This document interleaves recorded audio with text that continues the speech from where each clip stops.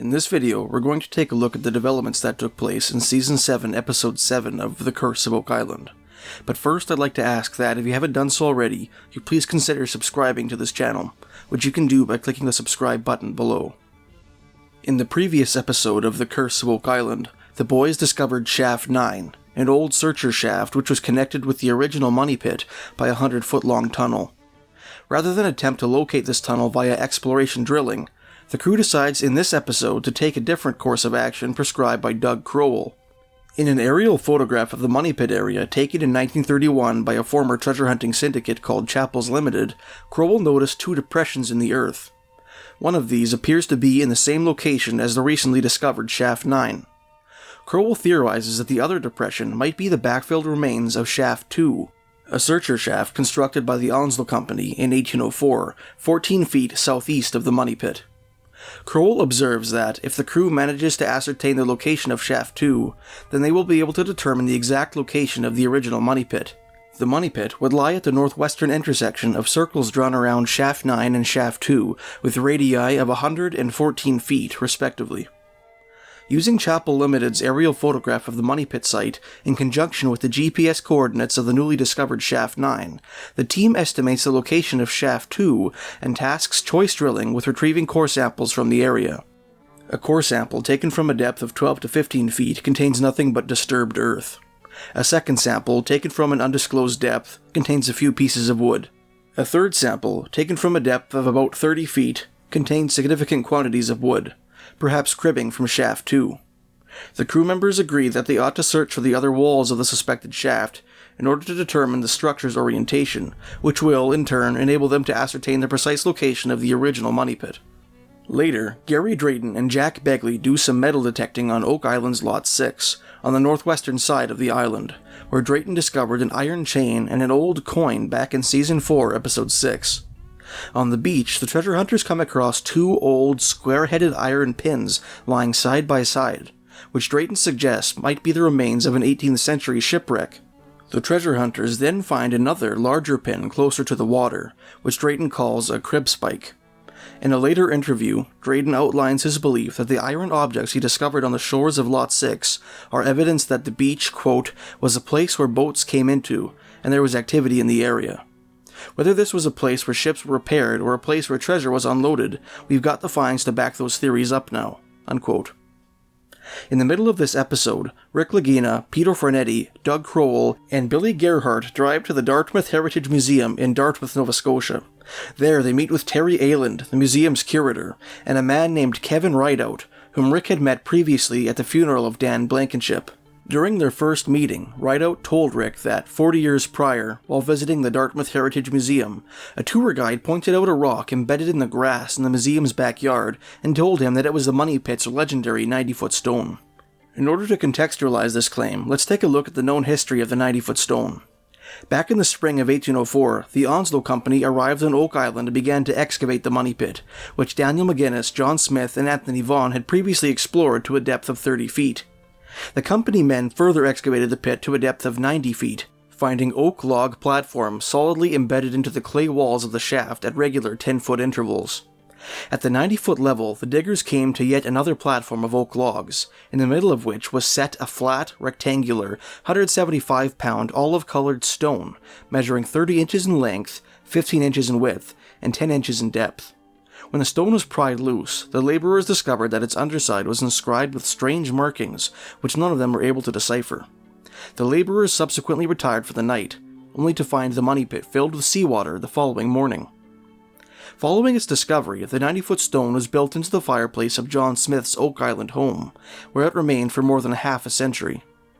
In 1865, 8 years after Smith's death, the stone was removed from the fireplace and brought to the town of Truro, Nova Scotia, by Oak Island treasure hunter Jotham B. Macaulay. Macaulay kept the stone in his Truro house and showcased it to potential investors in his own Oak Island treasure hunting scheme.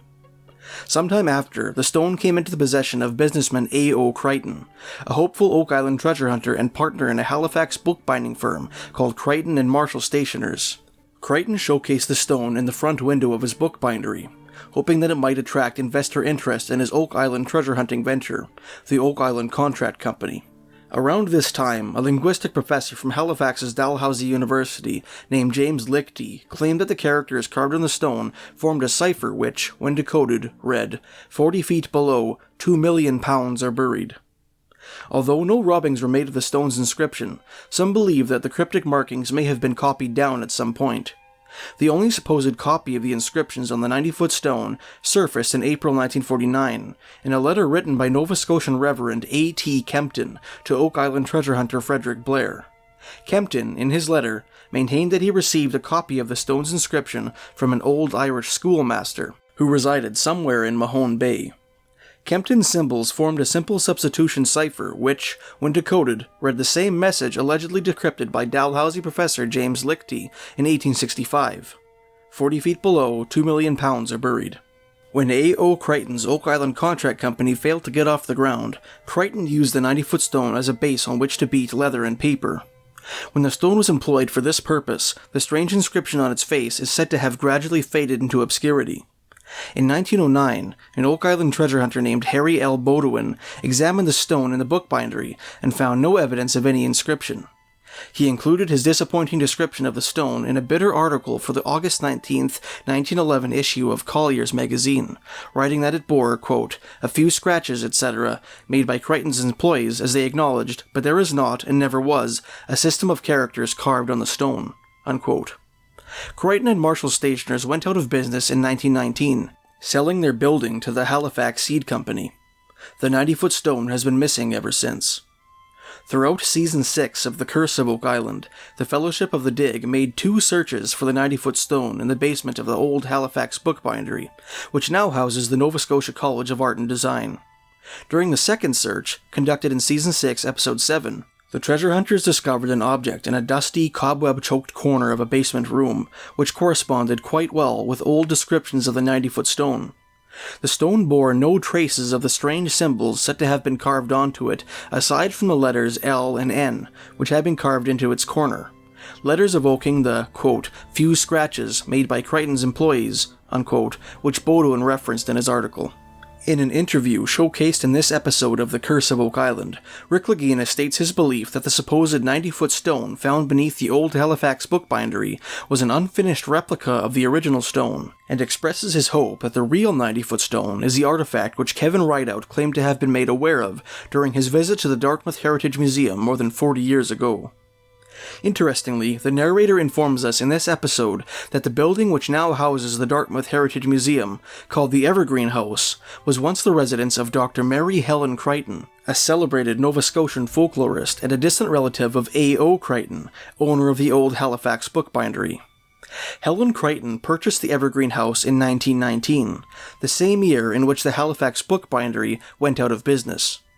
Rick Lagina, in this episode, infers that the Crichton family may have transported the 90-foot stone from the Halifax bookbindery to the Dartmouth estate in 1919. It is interesting to note that, in her 1957 book Blue Nose Ghosts, a collection of Nova Scotian ghost stories, Crichton includes a number of tales set on Oak Island, yet fails to mention the 90-foot stone. In this episode, Terry Ayland takes Kevin Rideout and the visiting treasure hunters to the museum's backyard. Using his memory as a guide, Rideout estimates that the stone he was showed 40 years prior was embedded in the grass in an area over top of which a beautiful rhododendron bush now stands. After an unsuccessful preliminary search for the stone beneath the bush, the treasure hunters suggest that they ought to apply for a permit to excavate the area in an archaeological manner, and Terry Ayland gives them his blessing to do so. Throughout this episode, Mike Jardine and the men of Irving Equipment Limited construct the bump-out, or extension, to the Smith's Cove cofferdam, first discussed in the Season 7 premiere. During the process, they discover a new wooden structure at Smith's Cove, which lies outside the original cofferdam. This structure consists of horizontal and vertically aligned logs, and Mike Jardine suggests that it bears some resemblance to the top of a vertical shaft. While examining the structure, Marty Lagina makes a brief reference to its most prominent section, namely a vertical timber sticking out of the ground.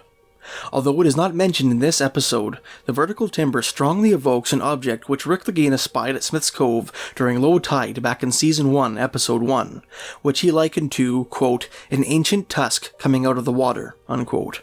In that episode, both Dan Henske and Charles Barkhouse declared that they had never noticed the tusk-like object before. Near the end of this episode, Laird Niven gives the crew the green light to excavate the sides of the structure, which Gerhardt proceeds to do with his backhoe.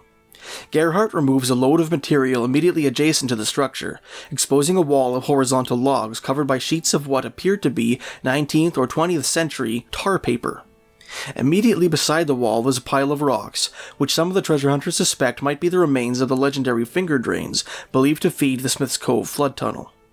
The treasure hunters agree that they ought to uncover more of the structure so that they might better understand its nature. Thanks for watching. If you enjoyed this video and would like to see more like it in the future, please subscribe to this channel, which you can do by clicking the subscribe button below.